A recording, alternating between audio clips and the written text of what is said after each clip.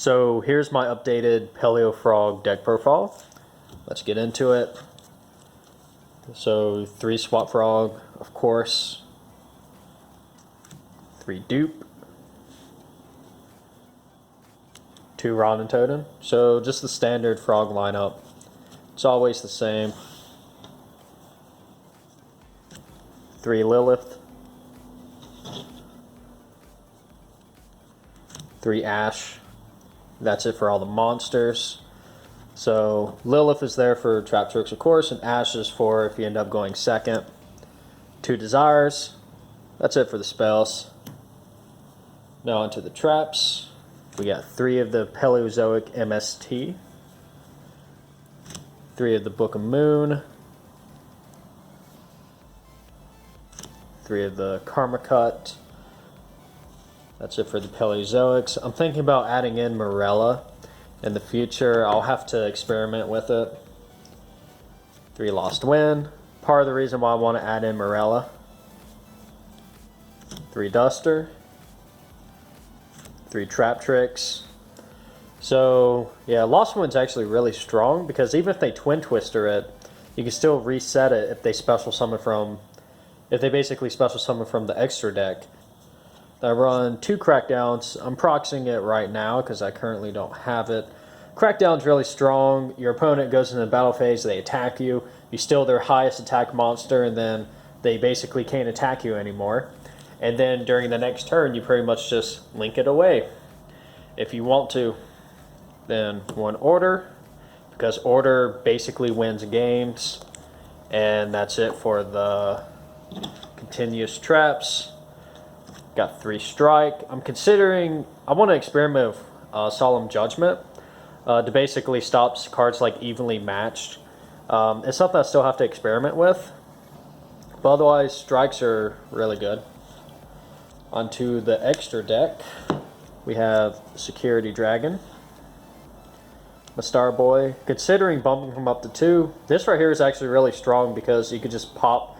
Basically, you put them right here. If they have a link monster right here that points this way, you can just have them bounce it to hand. Nightmare Cerebus. I'm thinking about cutting this because I never use it. A Caskic Magician.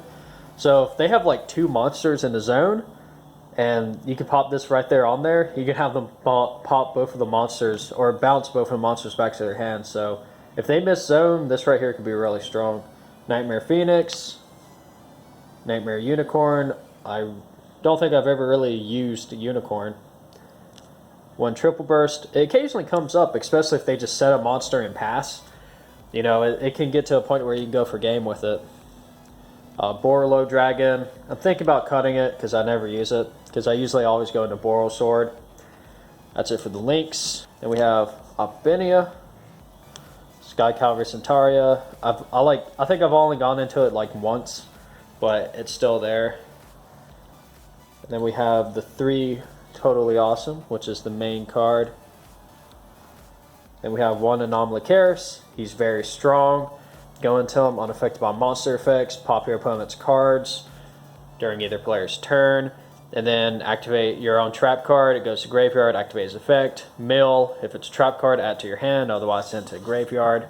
It's usually always a trap card that you mill. Onto the side deck, we got 3 Border, because the Spectre Border is pretty strong. 3 Lancia for Orchist. Got 2 Nibiru's. So I'm not sure how I feel about this, because most of the time I try to bring out Nibiru. They end up basically playing around it. It's like their 5th summon will be like a monster negate.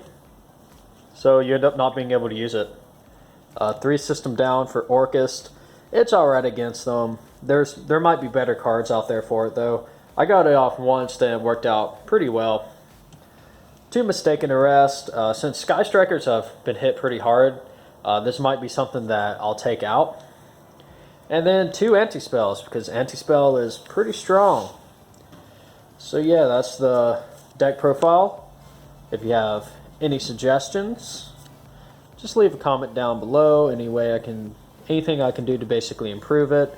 I plan on trying a Card of Demise build in the future, because I think I can make a build that's better than the one I'm currently using.